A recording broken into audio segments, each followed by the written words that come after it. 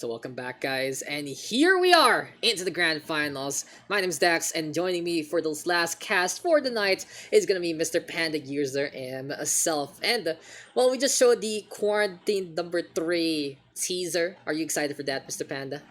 Of course. Are you gonna I'm participate? yeah, I've been thinking about it. So like I can't get back to platinum, to be honest. Like it's That's so okay. bad. It's I okay. haven't You been playing. Like it's really bad. don't worry. You fit in perfectly the gold, the diamond, and we are gonna be looking to do that on May 9, 8, 9, 9, 10, that kind of thing. We'll just be Yeah. looking to figure out the dates there, but more or less looking to really get things done over the weekend. We hope you guys can really participate into that one, but it's a May 9 to 10 on that weekend, usual time 2 p.m. onwards till we're done. But let's talk about the upcoming match instead. Atanis TC and eXoBLaZeR, two veterans really of the Brood War scene. And our first map of this best of 5 will be an absolute classic, Circuit Breakers. So Panda, before I talked about the map real quick, what do you know about these two players? Let's go again back into the background between Artanis and Blazer. Okay, so starting off with Blazer, apparently you guys have actually put in your inputs as well. He's been a Brood War player ever since 2002 in major events here in the Philippines. Aside from the Brood War scene, that he's a real veteran of, he's been participating in StarCraft 2. He used to be, if I'm not mistaken, a Terran player, and then he switched to Protoss. He Uh, used to be a Protoss player, then switched to oh, Terran, okay, and and then switched to switched to Protoss back. That Terran. was a Okay, that was the I got that. story I there. got that reversed. I'm It was sorry. it was Sorry. interesting. It's a very interesting Mm, story. But hey, the thing about these two players right now, they are representing basically some really familiar clans in the yeah. StarCraft scene. We got TC on Artanis side and EXO on Blazer side, and a lot of information we can say about Blazer. Also, Blazer has been the coach of the StarCraft's two SEA Games team, and he Yeah. has really been showing on up for all of this, enjoying Brood War for all it's got. I recall the story where we were all playing StarCraft 2 and he was the only one playing Brood War, and he's an absolute vet and an absolute magnanimous guy to really come on and here for the Brood War League, and has been such a big help to set things up. Artanis Stacy, in the Mhm. meantime, such a very great sportsman, and if I remember correctly, we just had to figure a few things out here and there because of his latency all the way back in the province. But hey, it is what it is. We were able to fix it up, and we have gotten an upcoming series that you guys will truly enjoy. Now, before we move into the game, just one last thing. I just want to give a quick little shout out to every single participant. You guys can see your name if you're there on that list, all 20 of you who made the Brood War League possible. It did take a while, and in the end, we did have all those games up and coming. Thank you again to our sponsors as well. You guys can check that out with the command.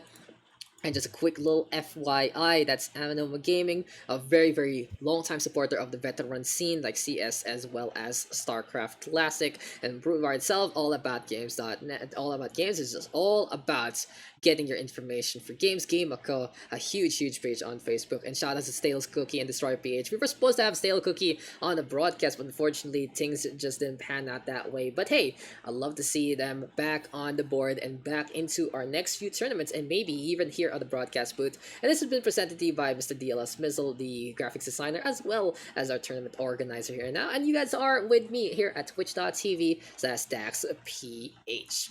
But anyway, Mr. Panda, it's time to get into the action. Are you ready for this best of 5 PvP? I'm ready. I love it, SpongeBob. I love it indeed. So let's get it I'm on. ready. Let's get it done. In the final time, in the final place. Hold on to your butts and basically sit on them the whole time. Enjoy what's the best of the Brood War League can offer here in this final PvP.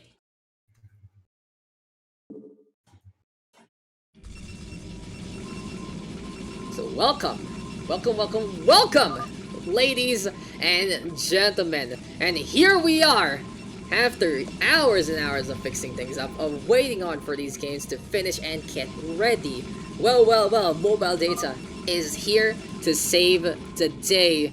And well, it is going to be the matter on the battle of the South versus the North. Davao versus Metro Manila, if I am not mistaken. But right now, they are both on the north side of a very, very classic map, Circuit Breaker yet again. Introducing first, your Red Protoss on the top left, moving all the way through to the Grand Finals. It is Artanis TC. Now his opponent, Mr. Panda. But, And for dude, his Nexus is sleeker, okay? That's the first thing I can say.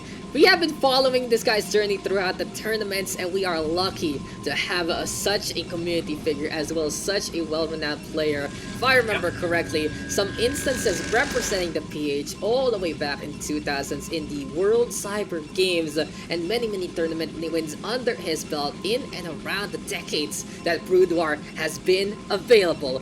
It's one you can rely on, it's the coach himself, it's the Blue Protoss of eXoBLaZeR. Woo! I love it. I love the hype. And honestly, guys, we haven't really been able to see much of Artanis since we worked into his game all the way back in round number 2. His side of the bracket wasn't the one featured, and we have followed eXoBLaZeR and his journey to victory, even after an amazing mini expansion, all the like, winning out on a tough one against a Terran in the semifinals. A really good rampage between our two players, but I feel like BlaZeR, from the get-go, we have been really following after some really hype matchups from the very start. Yeah, so Artanis is actually a bit cheeky here. He might go for the Nexus, he might not. Is he gonna do a pylon? No, he's not gonna do a pylon. Oh, he does! Yeah, we're in it, boys! The first match of the day! Let's go! Is this a pylon in the way? And it's gonna be a forge ready to go. And my senses are tingling, and buildings are gonna be very important into this one. The Nexus point, though, here from BlaZeR, gonna be looking to get more and more of that money, but Artanis is ready with some money himself, and this is the El Clasico! You have your big rivalries in football, you have your big rivalries in basketball, you have your big rivalries even in StarCraft, especially the Korean scene. But when the going gets tough, and you need to see what the PH scene is all about, the Cannon Rush is here to stay. Yeah, that's what I like. I want my pizza oozing with cheese. Okay, Mr. Panda, as the cheese connoisseur of the Philippine scene, please enlighten me. As a unenlightened peasant, what is the Cannon Rush all about as these probes are going down? Oh, wow. Well, basically, in any matchup, especially in the PvP, a forge opener is just one way of saying it's time to cheese it up. It is absolutely time. Yeah. But what is up, Mr. Panda? What's going on right now with this Cannon Rush? Yeah, basically it's just denying the second, the natural base. So the second base is pretty much going down. I'm surprised that BlaZeR didn't cancel it with the ratings right now. But then again, you know, it's 8 minerals per resource, so the Zealot I can't stop this.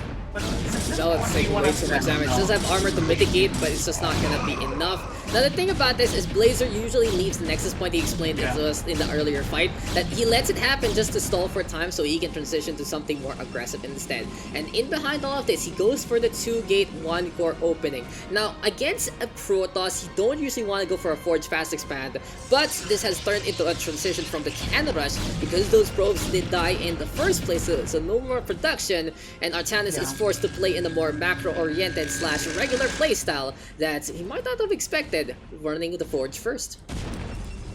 Yeah, because usually when you go with a Forge first, that you're playing against a Zerg. This is a PvP. But I think in Artanis' book, he was like, this is too good not to do right now, and he But did it. Panda, Oh, have you ever prayed to our Lord and Savior and say, please save my Nexus? It seems like BlaZeR has been able to do so, and he has been enlightened by the higher powers. 17 HP, a dream that has come true here for BlaZeR. 2 base, 2 gate, 1 core. This guy is ready to go burn a path against his opponent, even though he's behind on probes right now. Probes. Even if you're behind, you're still behind on economy technically. I mean, you're behind on probes, and you have Artanis has the defenses to put it out. So I think Artanis is in a good spot, to be honest. Like even with the much floating gas right now, he can still use it later. Like you know, maybe for Templars. Yeah, it's true, Be because you exact. do want to have those an early simulator if you do want transition, especially play those early dragoons. But Artanis knows he doesn't need a second gas as of yet. He has a lot in Yeah. the back, so he's not going for a second and a simulator. In the meantime, Blazer needs to catch up, so he does also need minerals. So it's all about the probe cat here and now and building enough in behind to try and defend. Singularity charge is going to be pretty much essential here for Mr. Blazer. He is going to go for a robo facility as well. It's potentially some drops, or maybe he's anticipating some upcoming DT coming his way. But beyond all of that, it's a Citadel of the Dune here for Mr. Artanis, and he really wants to bring the might of the Templar into this game. Yeah, that's most likely. Like because if you know your first cheese fails, what cheese again?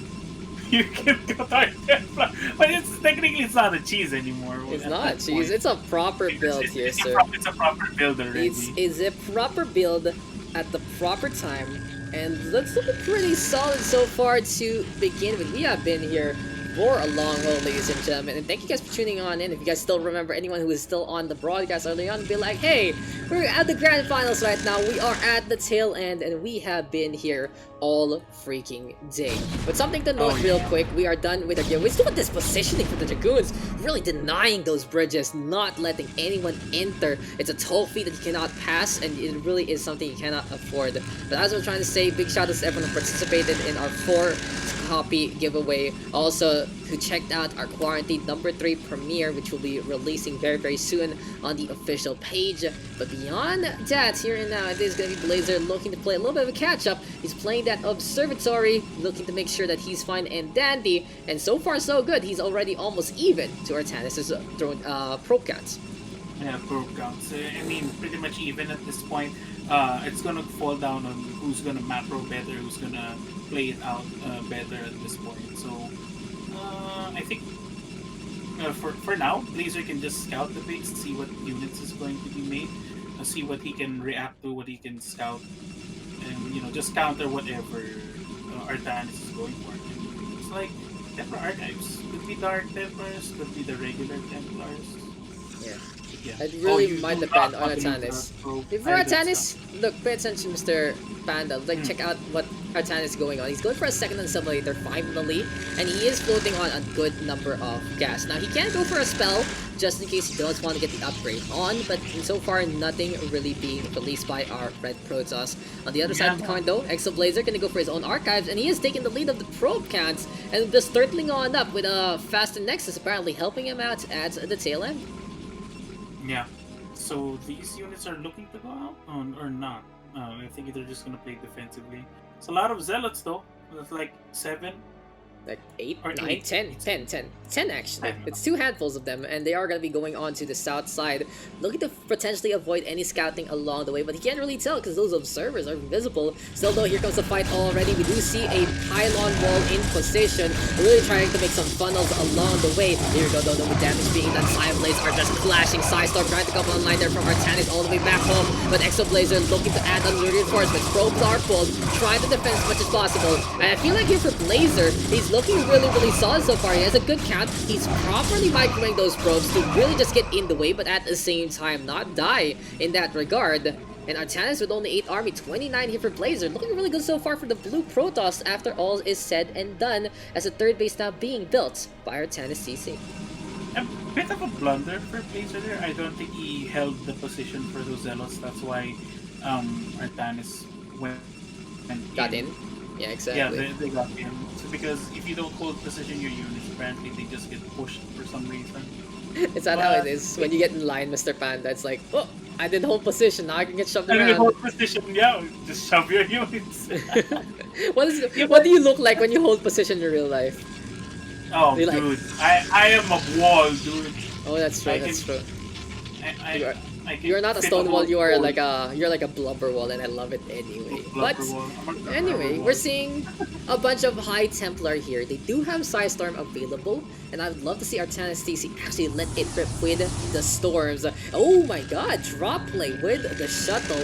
A Zealot to bodyguard, two of these High Temp looking to get some Psystorms on and potentially turn it into an Archon if need Yeah. be.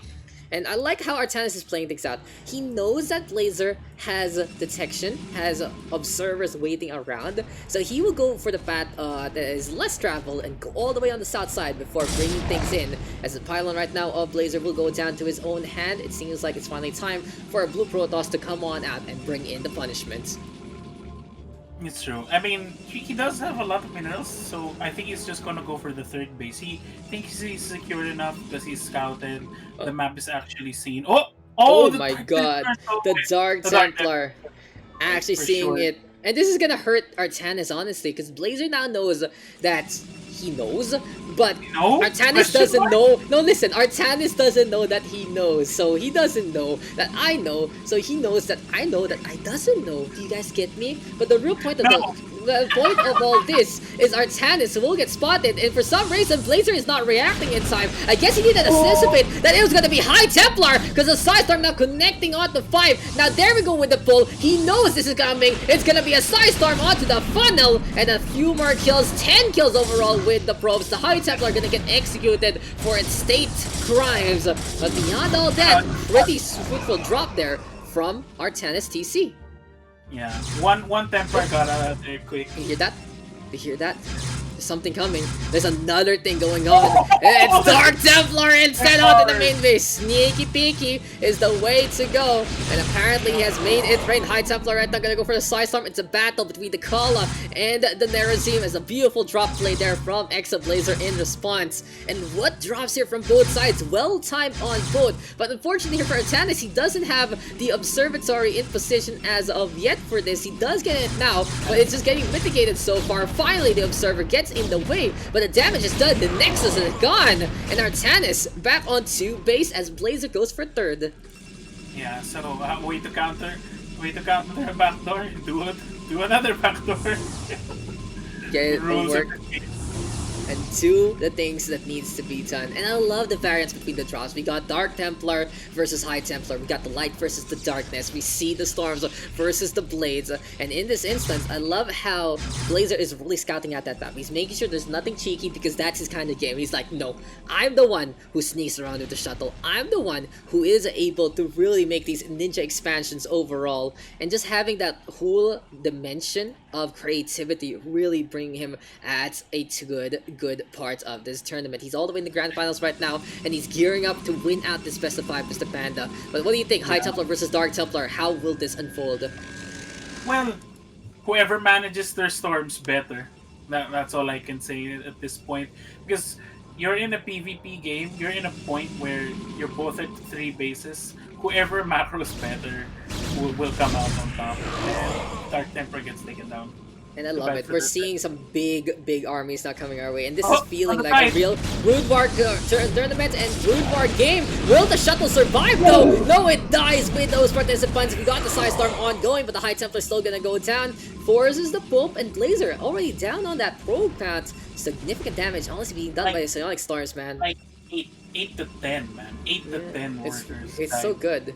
It's so good. I like how to positioning for Artanis. He's finding these angles, but now Blazer wants to do the same. It's like, okay, you have been doing this to me, so let me show you how I can do it too. I can wield the lightning, I can crack the thunder, and I can hold Mjolnir in my hands. But this is the shuttle right now skating along. Did Artanis actually see that one coming? I don't think so. No. It's at the very edge. And here comes the shuttle onto the natural. Make it rain. Get the zap. And it's time to just crackle on down onto this other middle line. And a big engagement now happening into the forefront. All the way in the middle of the map. Here comes the Psystorm already getting damage onto the Zealots though. And here comes more and more of those Psystorms. It's just all about lightning now crackling under our fingertips. Zealots just dying left, right, and center. More Dragoons going down. And who will take the lead here? It seems like though Artanis TC is getting the push. And he is going to be eXoBLaZeR trying to really shut things down along the way. Observer right now maybe keeping an eye out. And Blazer is forced to back out instead. Artanis getting a little bit more of the shove there after losing so many probes on that natural. Yeah, I think Blazer has equalized on the probe count, uh, but when it comes to the army units, I think Artanis is in the lead here. A little So bit, he's that's for sure. in. It's around like 50, around 50-ish on both sides, but these smoking cannons packing in the punch, and Artanis DC in a bad engagement. He gets caught by the army as well as the cannons, and that is gonna be enough. Oh my god, the Zealot still dies. The Oh. Zealots died. Okay, Mr. High Templar, we're gonna call you to HR soon. Because you need to be really careful about all these things. And I know Side Stars are a lot stronger against Zealots here in StarCraft 1. Like, I think it's based on the damage or something. Like, in StarCraft 2, it's like, oh, my Zealots are in the fight Side Star, it's fine, no problem. But here it's like, oh my god, can we not do that, please? But they are built to tank it, that's for sure. They are built in a way that they can tank it to a degree, but it's still painful. And speaking of pain, it is going to be the Dark Templar right now, ready to go for the hits. Here comes the Observer though, and surprise, surprise, the joke is on the other foot. Our eXoBLaZeR with the Ninja expansion on the bottom right, and now he's on 4 phase versus 3. Yeah, I mean that's a good call for Blazer. He has a lot of floating materials, so he might as well use it on the fourth base. Looks like no. the Templars, they didn't have enough energy. No, they used it. They used it onto the third base as we were watching the third base of eXoBLaZeR. He actually was able to get the drop on, and now he doesn't have the energy for it. This time it will go down, as things are just basically making sure that everything is fine and dandy. It's a little subtle, like on the edges of the map. It's a little hard to see those colors, like honestly. Yeah, I mean, even on the very edges, it's really hard to see. You can't even get through it. It's okay. Yep. It is what it is, because this is a big army now coming on out from BlaZeR. He has almost around 80. He has an 85 army so far compared to the 72 that Artanis has. So he does have a significant advantage there. He also is in the lead with the probe count after a huge storm here onto the third base as well. Way behind all of a sudden. Artanis has sadly lagged behind. He had the advantage in the big fight in the middle, but it really is just BlaZeR having such good macro ability that brings him not only closer and closer to his opponent when he's behind, but when he's able to execute, it really is the showdown there. All about faces here, and now gonna be a brawl onto the fourth base here for Artanis. Here comes the side storm though. Zealots dying left, right, and center yet again.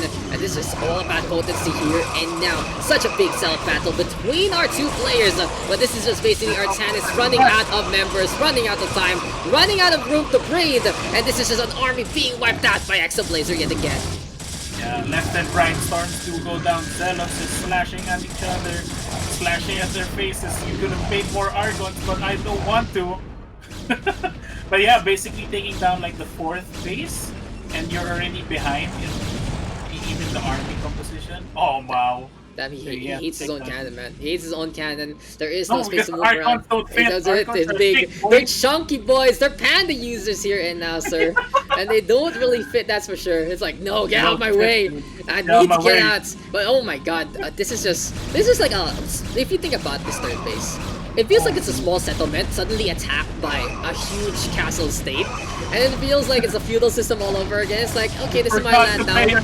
You're brought to pay your taxes, so I'm gonna take these peasants and pillage all the land, taking care of everything. Third player Arca is gonna get spotted as well, and in the meantime, there's not really Artanis DC can do. He's going for some storms, he's trying to play that Archon, does absolutely nothing, but luckily for Artanis, he does see there is only one entrance here for BlaZeR, and that is some significant damage. Good position there with the side stars. Here we go again with more of the crackle on. Archons right now being morphed on in, and BlaZeR is the one bringing in the pain instead. Action going on all fronts here on this screen, but in the meantime, we see a little bit of reinforcements for Artanis as eXoBLaZeR mops the floor. Another base will go down. Yeah, it would have been nice to actually see a Dark Archons, even without the mind control. Feedback is a really useful thing here. But you know, but the sad part about Brood War is you can't really see the energy till you click on the unit. Like, man, you're gonna have to manage almost everything. Like, does this unit have enough energy? Is it worth the feedback? Is it worth it? Yeah, like that's the hard part of this game. Like, it's a PvP. You're gonna have to do everything to try to win. But yeah, it's hard to actually manage with Dark Archons. There's something I really want to ask. So the other ability is the Maelstrom, right? Which makes your opponent attack each other, basically. Bad, bad, Yeah, bad. yeah. Yeah, yeah, but But I don't. It's okay. Honestly, it does a little bit of crowd control, but you can really get the micro on in the first place. But here comes eXoBLaZeR right now, punishing Artana Stacy, who dares decide to try and get an expansion. And this game is pretty much over unless a huge amount of stars from Artanas really connects, because the Cascade is the only nah. thing that Blazer has to worry about. As soon as he gets the funnel onto these units, he has to make sure that the storms aren't going to destroy everything. So it's a big advantage. Take care of the High Templar first. It doesn't get the storm passed on. Here we go right now. The Archon stacking things out. And this is a proper push here from eXoBLaZeR. It's an overwhelming force. Power overwhelming indeed. And that is a victory for BlaZeR in game number 1. Yep. So BlaZeR with one map ahead in this game, and pretty good gameplay by both of these players. Like they played it well. BlaZeR just from the position you think he's actually behind, he actually equalizes and then he overcomes his opponent like nothing has ever happened. Like really kudos to BlaZeR right there.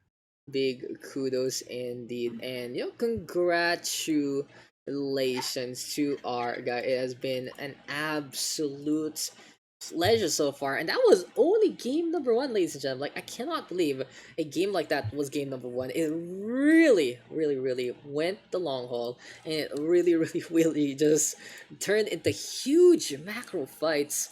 What do you think? Yeah. Was the High Templar Storms had to be absolute MVPs there, right? Yeah. I mean for both sides. Like both sides had good storms, but in the end, BlaZeR was able uh, to monetize his storms because he had more, and the fact that the more Archons were being made by BlaZeR, yeah, it goes to show that if you get ahead of your opponent, you have to stay ahead. Actually, that's true. That's true. I feel like Artan is just unable to keep things up with the pressure, and it got Mhm. to him. He's the one who got pressured instead. So we are going to be looking to move into our map screen. So Circuit Breakers is already done and dusted, and we're looking to confirm our map number 2. We do have a best of 5 in the grand finals, but hey, it is what it is, and it really is going to be a first to 3 kind of scenarios. For you, Panda, what do you think is going to be our scoreline so far? After seeing map number 1, how do you think these matches are going to unfold? Do you think Artanis is going to be able to get some maps back, or will BlaZeR be able to run away with it? Um, as I see it, like Artanis has the potential to like end things as well. So maybe the final score will be like a 3-2 from both of these players. That'd be But really cool, man. it would be really cool to be honest. As I see both players the way they're playing. But you know, if the games actually drag out for too long, BlaZeR has like unlimited potential when he does his macro, when he does when he strikes the resources, when he strikes the units, he's on top of his game. So maybe for Artanis, he has to capitalize on some moments like I have to rush, you know, not really cheese, but maybe rush into some units, you know, take advantage of BlaZeR's and BlaZeR's law instead of dragging the game. I have to end it immediately. That's true. Sort of That's true. deal, you know. I completely agree, because there's really times that Artana is going to punish what BlaZeR wants to do, especially that cannon at the very start. It's like if he was able to just build on that, it could have been a lot better for him. Yeah, Or when he took the lead, he didn't even need to go all in the aggression. He took a second base, he had a significant lead. He only was able to play the aggression a little more into that game, that could have been a it could have whole been. different story, man. Hmm. It's like it is what it is, and it was a well done effort, honestly, from Artanis TC. It was really solid in so many ways. But again, BlaZeR, pretty much the macro god in the PH scene. I've heard from the people he's been coaching is when you scrim against him, you have to mess up his plan. If you don't mess up his plan and he sets up his plan, you are dead, because you will not be able to keep up properly. You will not have a good time, because his plan, once executed, once every step is there, then it is just gonna be easy tidings for one of our Protoss players, and congratulations on that first map win. But the fight is not over yet, and well, it really is gonna be a situation where I can't wait to see a few more utility from these two Yeah. players. Maybe we'll get that Dark Archon, steal a few Archons along the way. And if I remember correctly, if you do spot the Maelstrom, that does keep them in the Psystorm a little bit longer. So, it is what it is. There are a bunch of things you can do. You guys have been very, very helpful in the chats for a few reminders and a few things that we didn't know throughout this broadcast. And thank you guys for tuning on in so far. But hey, enough about us, enough about this. It's time to get into our second map. And this time, is going to be Sylphid, one of the newest maps in the ladder. Let's get right to it. Yes, sir. Welcome, ladies and gentlemen, to game number 2 between our two Protoss players. This time, we are on Sylphid and introducing on the north side of this map, this 3-player map. It's the 12 o'clock position for eXoBLaZeR. Now his opponents on the bottom left side by around the 8 o'clock of Sylphid. It's the yellow Protoss of Artanis TC. So yeah, Sylphid, man. Mates, the thing about Sylphid is we can see a few proxies here and there in the middle, but at the same time, if you're able to really wall in properly and protect your main or your natural, well, you are going to have a pretty good time for those two bases, as those are funnels that can really work out in your favor on the defensive end. It reminds me of the other map that we've been playing so far, Blood Ridge. Oh, sorry. Oops, sorry. Are you okay? It's okay. Are you okay? That's the real question. That's what matters here. It's fine, it's fine. As Artanis DC is gonna go for the scout. I got this. Artanis DC gonna go for the scout as Panda just tripped over something and something like that. Hope he's safe and sound. BlaZeR will be looking to save up some minerals, and here we go with the gateway already. One gate to be set on up. Artanis DC in behind. He's doing it again. Oh no! Panda. He's doing it again. We go again. We go again. The great ones keep on going. The great ones are the ones to set things up, and the great ones are the ones who never give up. Artanis DC has shown that he is unrelenting, unfathomable, and he is gonna go again and try to get things done. It's a forge, it's a probe, you gotta do the math, and it is gonna be a pylon as well. Oh, you've seen though. Oh, that's so unfortunate. That is gonna get denied because if one more pixel, that should have been safe and sound.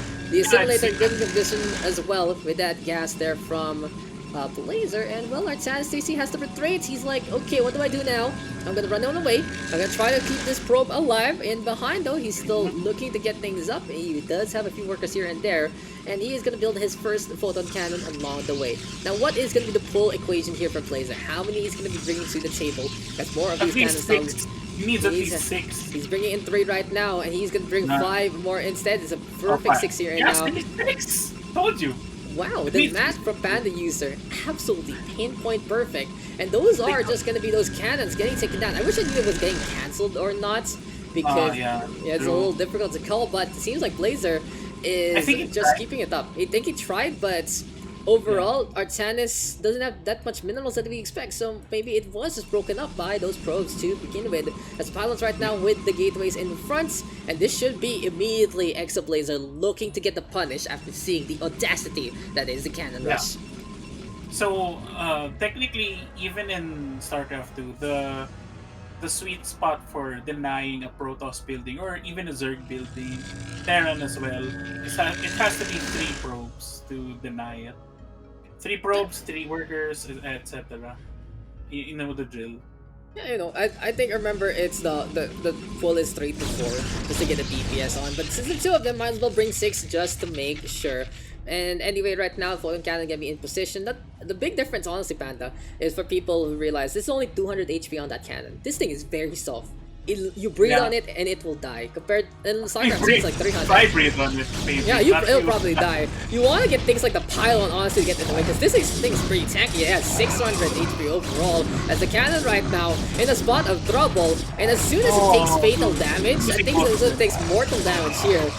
That's as far as it's gonna go. So now this cannon is only at 122. You see this inside of the base? Inside of Artanis' base. Oh my god! BlaZeR! Who is this kid? Whipping out the gateways. It's like, okay, you're gonna go for the cannon. I'm gonna go for the gateways. And good luck trying to figure this out, because I'm gonna be producing something out of nothing, as Zealot's now able to finally get rid of the cannon in the front, and that is just a big blue blobs coming over. BlaZeR has enough workers right now to keep up the BlaZeR has economy. this. He has this in the bag. The natural getting destroyed. Here we go with the pull, but Artanis doesn't have enough money anymore to build another Nexus, so this natural is all he's got. And still, Zealots are in position here, and now BlaZeR looking to get some more production on this main base under complete the rest. And it's time to go for the funnel, but these are the problems going down, and the cheeser gets cheese. It's absolutely stinky here, and now in the finals, turning from a macro masterpiece to a cheesy fun 2 that PandaUser can totally love. Delicious! Like I said, PandaUser. in a PvP matchup, you can never go wrong with cheese oozing out of your pizzas, boys. They And don't call even me it. the pizza miner of 2014 for nothing. And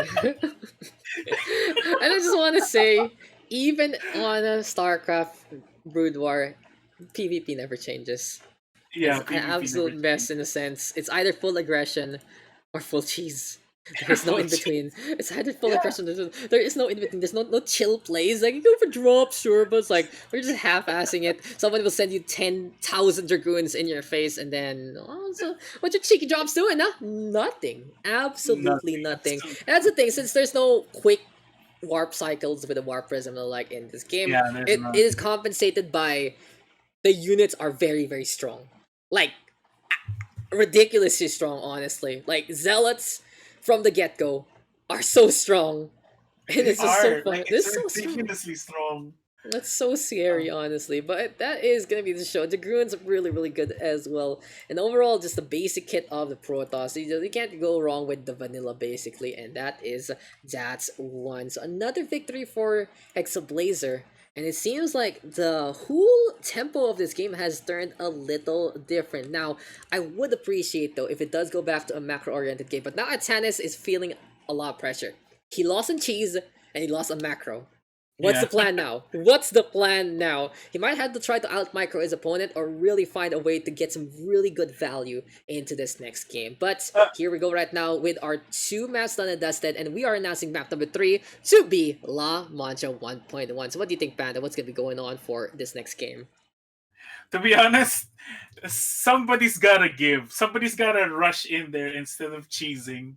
Like, I, and this, it's gonna depend on who scouts who first. If Artanis cheeses again and it backfires, dude, you're gonna have a horrible best of 5 series. It was cool, okay? I It did was enjoy cool. it. It was cool at It the was very cool. start, It and was that was cool. fun.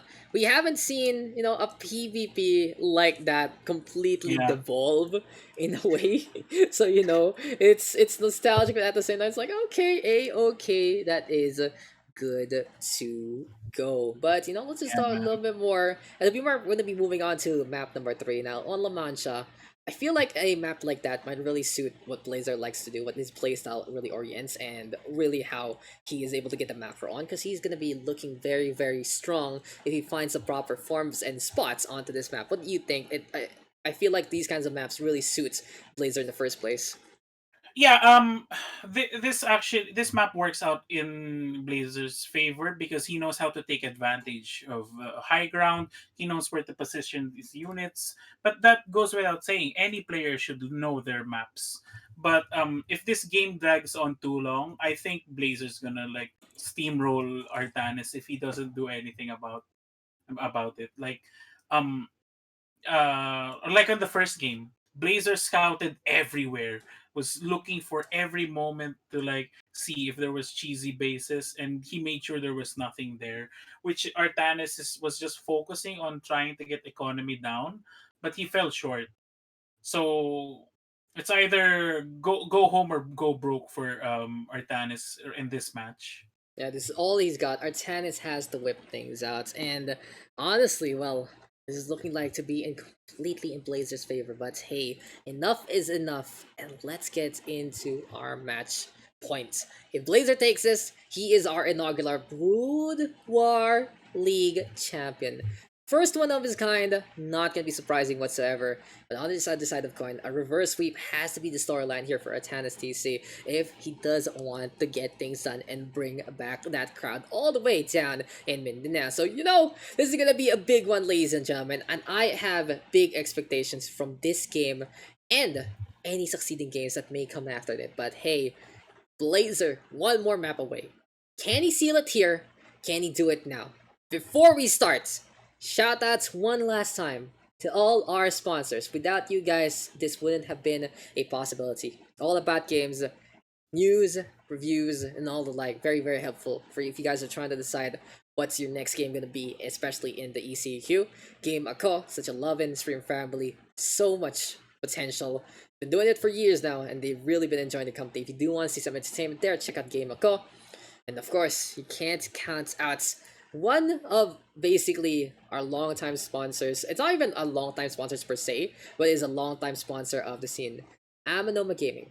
Without them, I feel like it would be a little harder to bring people together because through Amanoma Gaming, they've been really sustaining veteran games like that, especially through their shots, through their tournaments, and you can check out their Facebook page. They do have broadcasts as well when they do host a few things. Big shouts again, of course, to Stale Cookie and Destroy PH4 community sponsoring as well, the SCPH with the overlays and the administrationship. You guys are here on Daks PH. Thank you as well to my co-casters so far, Extinct, Mizzle, as well as PandaUser, who's here right now, just having a good time with me. So, one last thing, thank you to the Brewbar community for welcoming us and allowing us to bring you guys this. It is honestly a lot more difficult than StarCraft 2, and if we can keep up with a proper system that we started with today, then we wouldn't have delays, we would have a really good time, and hopefully we can do this into the future yet again. But honestly, I would love to do the Broodwar League in a LAN. Honestly, like, just real quick. How about you, Panda? With netcode and everything. Like, an honest review. I think it's a bit messed up because if people don't, it's like it's hard because I don't wanna pinpoint it out. No, But no, no, like the netcode and the like. Like, my question here is, yeah. do you think a LAN would be better for the Broodwar League or not? Yeah, it would be better to be honest, because if you if like we realized this earlier, like if you don't have the same internet, the same kind of internet, for some reason it just messes it up and we can't even play these games properly. Like, what is that issue? Like, what is this? What is Yes, honestly, happening? it happens here, and we were supposed to do this live and ready to go, but just doing Yeah. that, it's already causing problems. So I'm glad that we as a unit called immediately. Thank you to the loving advice of many of the community that are like, okay, this is a little better, especially since it's an online setting, and we can't really force a land right now. It is what it is. Like, of course, what's happening right now in the country, we can't force a land. It's not gonna happen, and Yeah, we can't force a it's, land. it's okay. It's okay. And I'm glad we are able to do this, honestly. I was very skeptical. Like, not gonna lie, guys. Before we start our game, I was very skeptical to do this because of those issues. I knew the networks are gonna be an issue because it comes out with the same P2P crap, honestly. And it is gonna be an issue. But hey, we were able to do a proper broadcast here.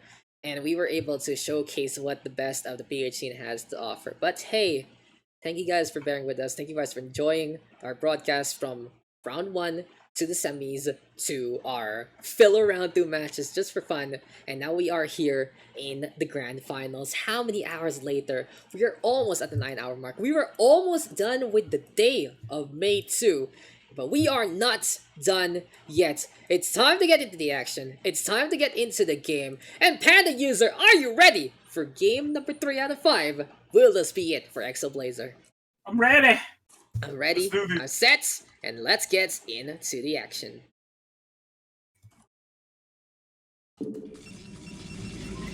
Whew. Broodwar. From my childhood, we have been a thing, and now, way back here, as an adult, as a caster, Young adults. we are here, sir.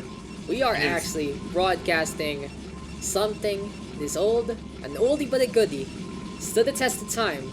And right now, these two players have stood the test of time, have gotten all the way here through our tournament. 9 hours and counting. Here we go. potentially for one last time, if this player on our screen takes match point. Introducing first, with a commanding 2-0 lead, the coach of StarCraft 2 in the Philippines. You can really rely on this guy, the macro god himself. It is the blue Protoss of eXoBLaZeR. Yeah, that's what's up. Yes, sir. Homecoming back to the Protoss race after a long, lustrous career on the Terran. Coming back home to his original race and looking really, really solid so far. But he still has a hurdle to clear in the form of his opponents. Here and now, on the top right, and beyond the 1 o'clock position, look at his name. You can already see what kind of might he can unleash. All the way from the south side of the country. Blaze 1 and 2 has been an enjoyable member of the community so far, has really brought in a number of matches all the way from last year, but have been able to broadcast to here and now in the grand finals. Been trying to get the cheese doing, but this time it might be time for the fun 2 to close, as it's the red Protoss of Artanis TC, representing his clan as well. TC versus EXO, but it's EXO with a 2-0 lead. Oh yeah. So, looks like Artanis is finally playing a standard game.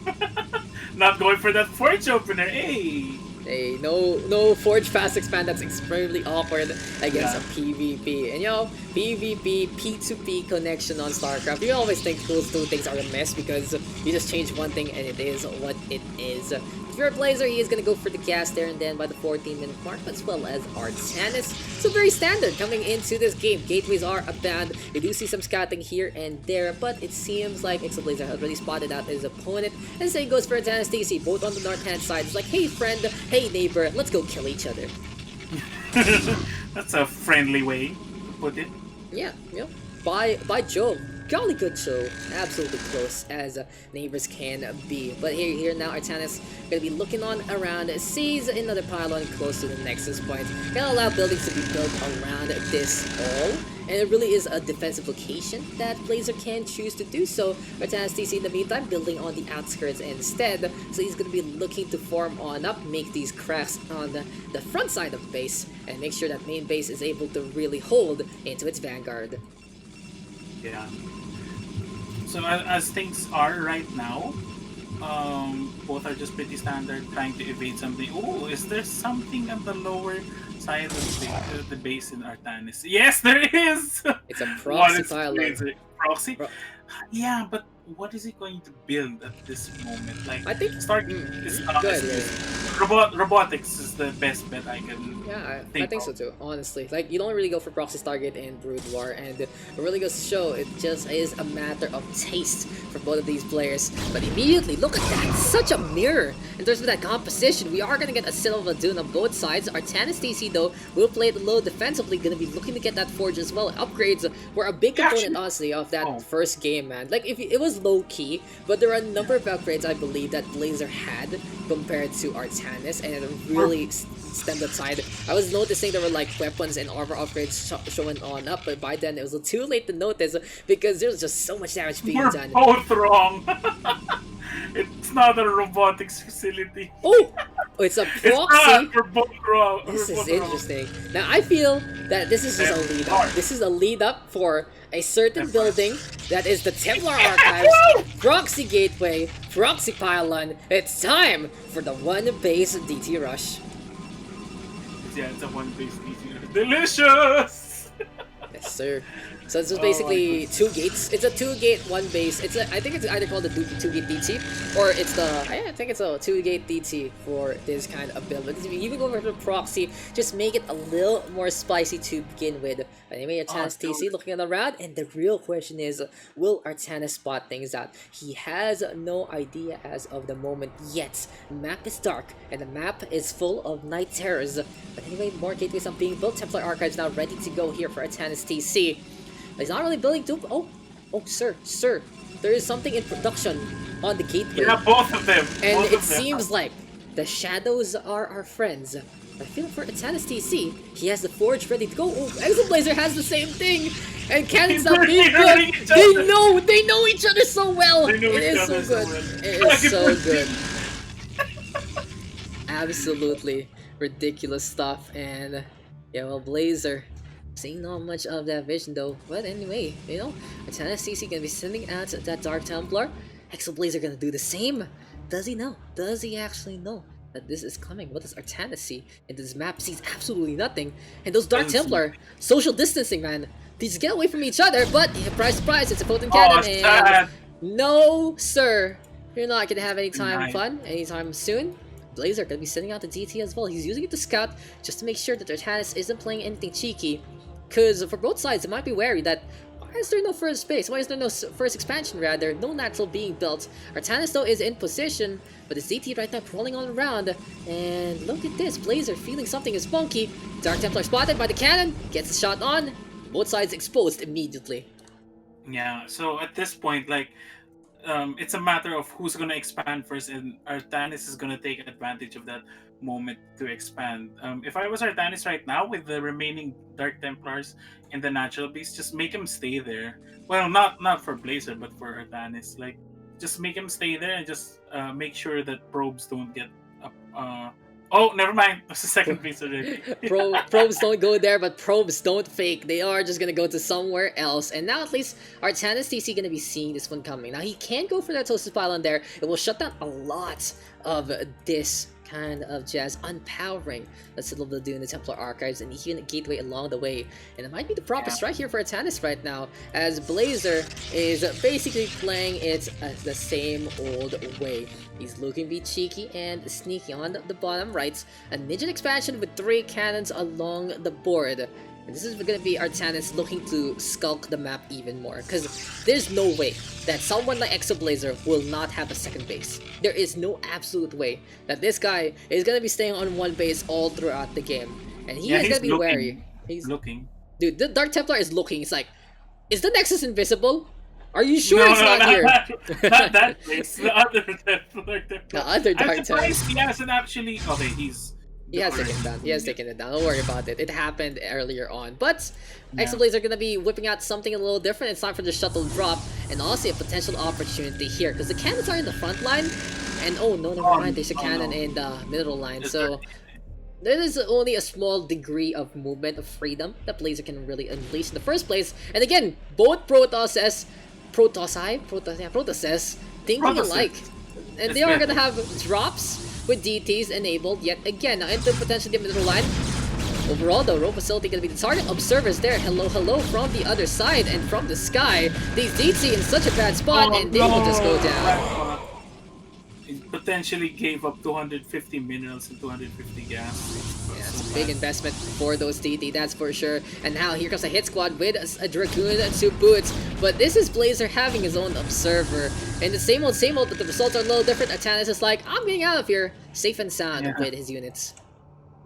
I mean, at this point, I'd rather like gather resources in the second and keep my units. You know, if I was like Artanis right now, maybe a Dark Archon would be nice and mind control. But I don't think it's gonna happen. It takes too long, sir. But I think the big thing for Artanis right now, I feel like he has the lead. They're both even on probes, but Artanis is taking care of the tech as he does spot out finally the Ninja expansion that eXoBLaZeR has. The third base also gonna be coming on up onto the natural here for BlaZeR. But as of the moment, as of speaking, I would say Artanis has had the lead. He shut down the Citadel of the Dune as well as the Templar Archives. He saved his units. And again, it's an opportunity here that Artanis is just unable to capitalize on because he doesn't have the right tools and position. And BlaZeR is making sure. What is that?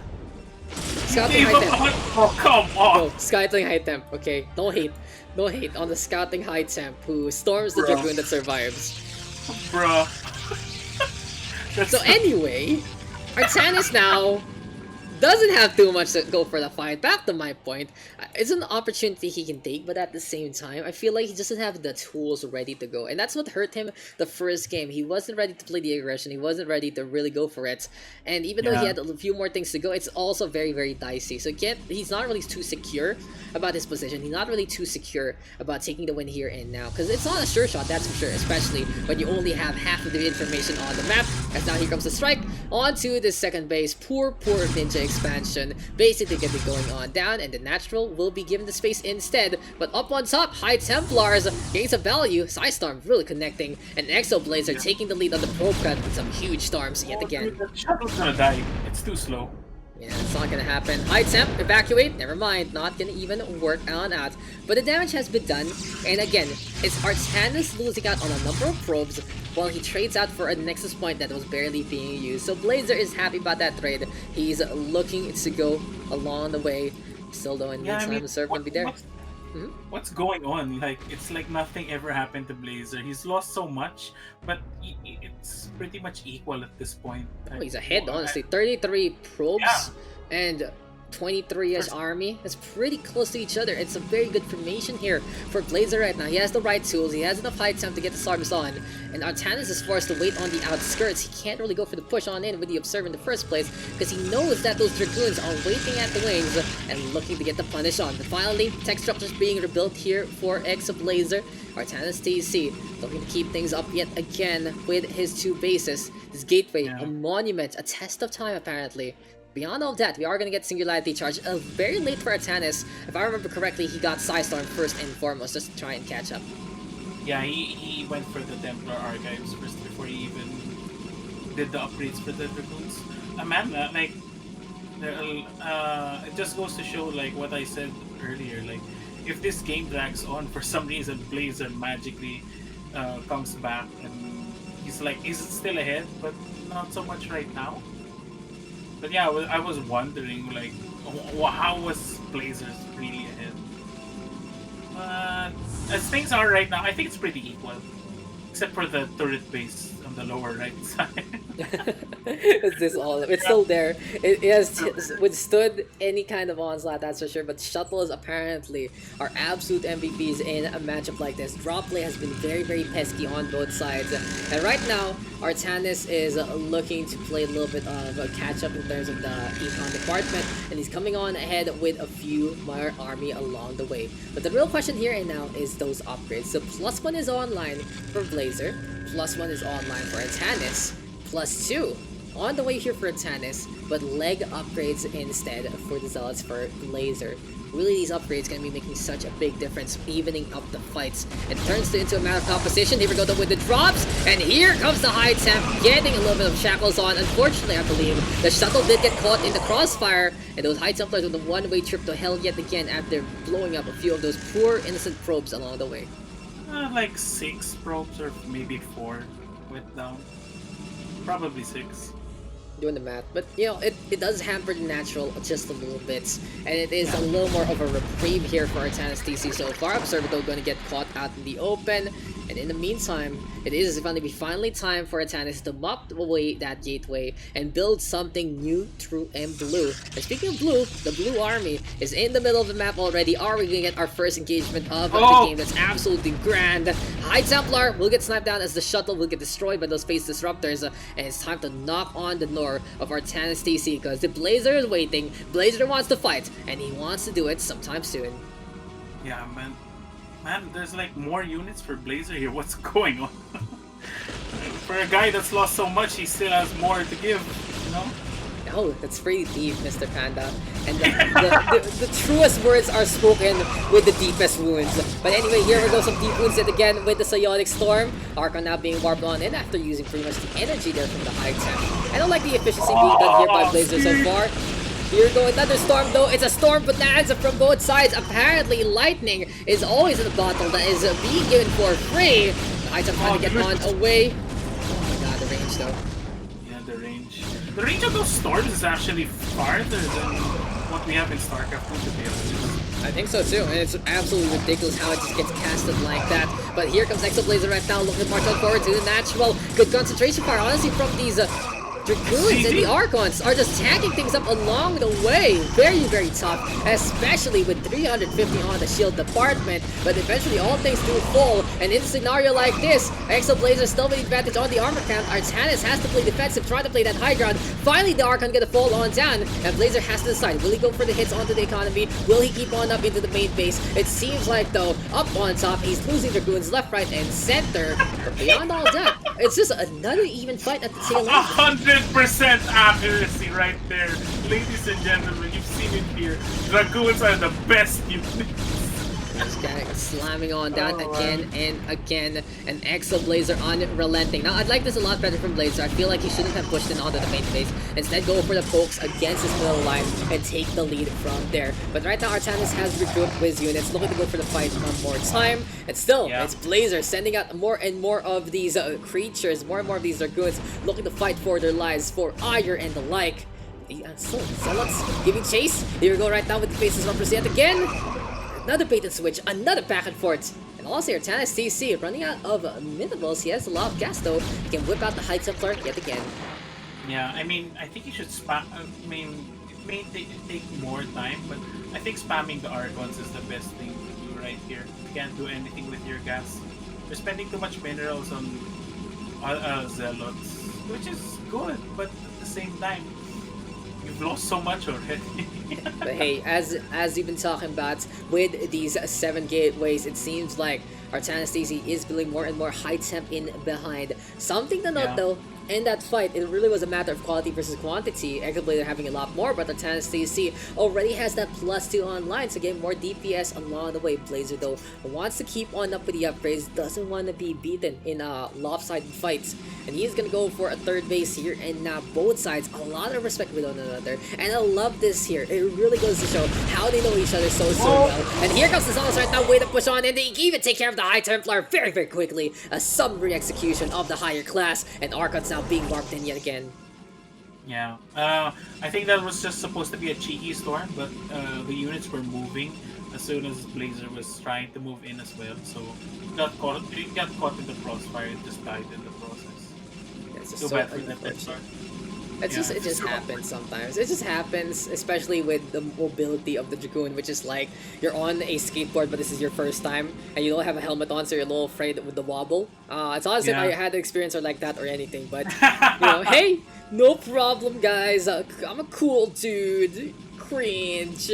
But on to the third base, these probes are just basically going for an expansion, going for a little exodus. But I like eXoBLaZeR's positioning. So, in terms of bases, sometimes when you expand and you expand closer to your opponent, you're really playing the aggressor. And that's what BlaZeR's up to. He's confident he can defend his lines by going on the attack constantly.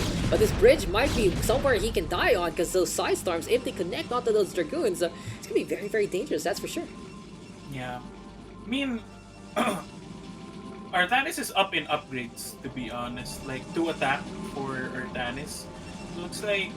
But when it comes to refreshing the units, BlaZeR's just got this in the back.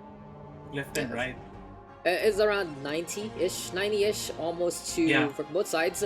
And finally, +2 gonna be going online here for BlaZeR. So, honestly, whenever they're even on upgrades, this is the opportunity for BlaZeR. He knows it, he is gonna go for the push, and since Artanis is gonna go for the +3 earlier on, he's gonna be fighting a pseudo-even fight that he might get caught out of position. Artanis TC, what a positioning there from BlaZeR! He cuts off the retreat, and now it's time for the execution in the middle. If you've ever played Bunky in the middle, ladies and gentlemen, it seems like Artanis TC is the one making a fool out of here, and BlaZeR with just a complete punishment there in terms of positioning, and the door is wide open, not for love, but for destruction. Yeah, like, it was a clear moment right there when Artanis messed up the movements. All of the units were moving, at the same time they weren't doing anything, and they were getting slaughtered left and right by BlaZeR right there. And that is a side storm onto the second base, forcing the treat. Artanis TC only having 2 mineral fields to mine on safely, besides that other base all the way on the eastern side. But BlaZeR must know that something is amiss. And does he know that base is there? It seems like he realized, hey, you cleared that out, and well, what do we have here? Onto the push, onto the eastern side again. These are the Zealots right now, looking to march on forward, and these cannons just going on down. Artanis TC seeing his hopes and dreams crumbling in front of him after one big clash yet again, and eXoBLaZeR just honestly understanding exactly where and when to attack, timing it right, and this +3 here for Artanis TC gonna be an absolutely nothing if he doesn't have any units that can bounce from it. Yeah, like, it's hard to manage at this point because you're running left and right. You don't know where your units are going. It's really hard in the Brood War sense. Like, it's like you're running around. You're running around like a headless chicken. That's true. Vision is so difficult. But what else is going to be difficult? The survivability of these Archons. This is more and more units right now from eXoBLaZeR, and this might be it, ladies and gentlemen. eXoBLaZeR has started things off on the hardest road, playing against PandaUser first and foremost, going all the way to the grand finals, till the tail end, having so many good matches we were able to witness. And honestly, this has been one for the ages here in the Brood War League. But eXoBLaZeR, his only enemy left is not Artanis TC, but the ramp in front of him. The last time he went through the ramp, it has hurt him so. But GG is called. Artanis gonna be tapping on that, and eXoBLaZeR is our grand champion in the Brood War League. Yeah, congratulations to eXoBLaZeR. Exactly. Well done there to eXoBLaZeR, and just a full sweep done by Mr. Coach himself. Absolutely dominant show in the grand finals, ending with BlaZeR with the 3-0. But it was a very close one, especially on the first and third maps. It really was all about that macro. But what can you really say here about Mr. BlaZeR Panda? It really is just so. It was just so much that he was getting done in so many different ways. Yeah, like as I've said, as the games are being dragged out by BlaZeR, for some reason, like he magically comes back from these games. Like you cannot like drag these games with BlaZeR because his macro is exceptional. His ability to come back from a dire looking state, his second win is like up there, like really up there. You could see it. EXO with that victory there. I just trying to remember the path that eXoBLaZeR took. It was a very difficult path. It was not Yeah. something that he could rest on, and there were so many times that he could have lost. eXoBLaZeR by Exer 2-1. That's really some of the two best Protoss playing, honestly, in Yeah. the Brood War League. Then BlaZeR versus Banga, shutting down the last Zerg hopeful. So that wasn't that wasn't the easiest thing to do in the first place. And then even tested by a Terran. So all three races, BlaZeR was able to face off and win against Cruel, who honestly, on that first match, almost had it in the bag. There's a cheeky play there from BlaZeR, lucking out as well, able to make things happen from the Ninja, and then winning out on that third game at the last moment. So it could have really gone either way for many of his matches. On the other side, Artanis was able to go through a similar route, facing off against every single race to a degree. But hey, Artanis TC just, it wasn't as difficult compared to BlaZeR. He did an absolutely amazing job, especially since we were able to feature him on that round number 2. But it really felt like it was BlaZeR's to win from the very start. From the route he took, from everything we've been able to watch. Maybe it's because we've been able to watch it, but there were just so many moments that BlaZeR could have tapped out, but he didn't. And he is our first place winner. Second place to Artanis TC, and third place will go to Cruel after beating out Naj there. But here we go, guys. A quick little recap of our maps. No, map number 4 and number 5 as Circuit Breakers, Neo Sylphid, as well as La Mancha, all taken down by eXoBLaZeR. Mm. So good. So solid. And it has been an absolute great moment. We have learned a lot from the Brood War League. And honestly, like I said, I can't wait to do this in LAN. That's for sure. This is LAN is the best thing that's gonna happen this if is ever. a pain. This is a pain to do online for many That's reasons. true. And it kind of, it kind of makes me sad, honestly. But before that, let's do a quick little recap on this map. Circuit Breaker is a great macro game.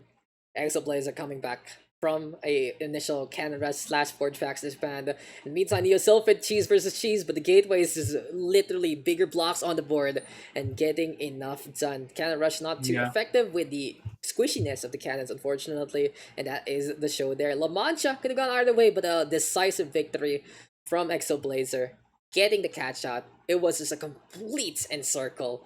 There's no way for Artanis TC to go safely. If he went west, he'd go into a base. If he went east, he'd go into units. And that was the show there. But, I just want to mention real quick before we end, and love to see this in a LAN, because You know, the P2P client is really, really difficult to work with.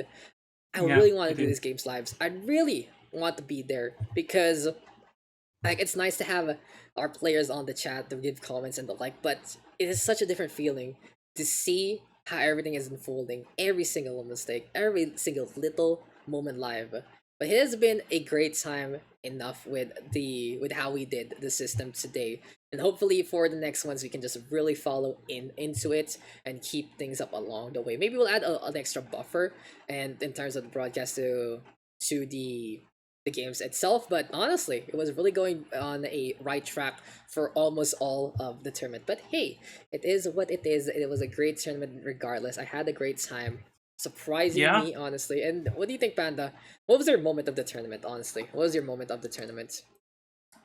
I think the moment was sorry, but that match was, it was between Blazer and Cruel.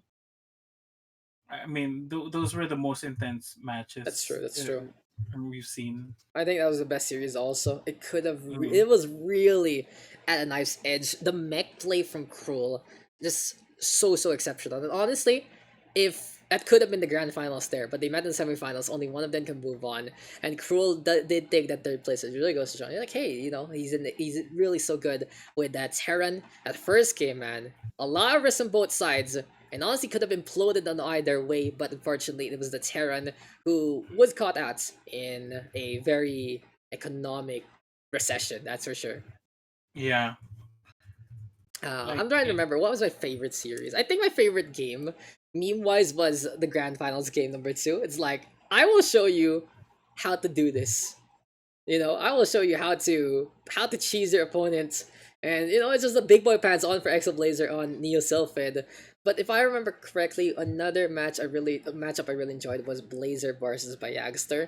It was really a lot of hype. I was insisting that we were gonna be broadcasting this one because I knew these two players how great they could be, and it really was basically something set up in a way that it became the matchup with a few nuances here and there. It was a so solid. Big kudos though. I loved seeing a number of new faces to me, but probably veterans into the scene. And I love also we were able to expose some of the newer faces joining into yeah, StarCraft yeah. Brood War. So hopefully the community can welcome them with open arms. But anyway, guys, that has to be it. Big shout outs to all our sponsors down below one more time. Let's go through them. All about games, all your needs, all your articles, all the news that you need about gaming. You can check out their site all about games. In the meantime, Game Co, the Facebook page that really matters. It's a big one there. Having a lot of, having lots of, for 100,000 followers, a loving stream family. They've been doing this for years, and honestly, you hear these pitches. I just make them up myself just because I just read what they do, and I can really understand what it's all about. One more thing, Amanoma Gaming. These guys are the real deal. Okay, absolute veterans, and even in the style of how the production is, it really feels homely. It feels like it's a com shop from back in the day, and there's nothing wrong with that. There is nothing wrong with that whatsoever. Bring you back all the way to the start of esports and really bringing things up as well. Shout outs to Stale Cooking, the Star PH, especially to Stale Cookie herself. I'd love to see her on the casting table with Raigeki. I keep remembering the Raigeki parts.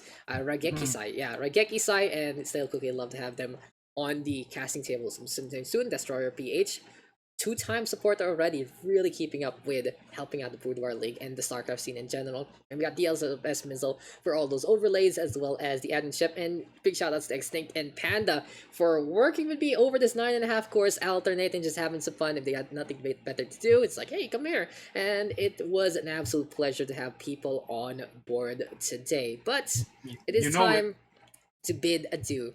Panda, you have anyone you want to shout out before we hop on out? Quick shout out for Miz, for our very own Mizel, for allowing me to shoutcast at this moment. Like, even for Brood War, like it's my first time for Brood War to cast this, and Oh, same thing. it was a great turnout. Like a lot of people watching. I got to talk to a lot of people, even in Twitch chat, and commenting and talking to you guys is the best thing I've seen today. Yeah, exactly. It's been worth the time, honestly. There were a few headaches in there, but It was worth the time. It was worth 9.5 hours of actually starving and doing production and doing all this casting. But hey, you guys gotta do it for things sometimes. And yeah, Yeah. if people appreciate, thank you guys for appreciating. Thank you guys for tuning on in. And I appreciate you guys giving feedback, tuning on in, giving comments, and just giving us a really fun way to celebrate the Brood War League. It's been fun. It's been great. I've been Daks. You guys want to check me out? It's on facebook.com/DaxCast. That's my main social there. You are on twitch.tv/DaxPH, which I pretty much broadcast every freaking time on. So the thing to note is usually schedule is Monday, Thursdays Overwatch, and when we find some time for or StarCraft, and then Sundays Valorant. That kind of, if you're interested in FPS games, that's my main goal. I do CCG from time to time as well as Pokemon VGC. But StarCraft is really something of a passion for me in terms of casting because I don't like playing StarCraft myself, but I love watching it. I love watching StarCraft because Yeah. the story about me and RTS games basically is I love playing RTS games to relax. I'm not here to play PvP. I'm here to make units and just enjoy trying to do specific things when I do just want to spend time. I've finished campaign, God who knows how many times, finished everything on the hardest difficulty, StarCraft 2 on brutal, every single bit. That kind of thing. It's not a big achievement, honestly, but compared to like PvP rankings, but that's my thing, and being able to cast it to you is really really fun because I love watching StarCraft on the YouTubes when I'm not doing anything. I just put it on. It's basically my podcast, and I do keep updated as much as possible and really learning with some of the builds, with some of the stuff as much as possible as well. So thank you guys for giving me a chance, and we hope to see you next time if we do this again. When we do this again, hopefully we can meet each other as well. And no sapakan, please, or maybe that'd be pretty exciting. Grand finals sapakan sa recta. Grand Classic. finals Dude, support. that's actually like the classic experience, honestly. Like go all the way to sapakan after com shop and then go to Carinderia and get some noodles and ice packs along the way. And tales old as time, song as old as rhyme. This has been the SCPH Brood War League. I've been Dax. He's been PandaUser. Big shoutouts as well from and to the last missile as well as Stink. We had a great time to give you guys all the StarCraft action. See you guys next time. It's time for us to bid adieu. Bye bye. Thanks. Bye.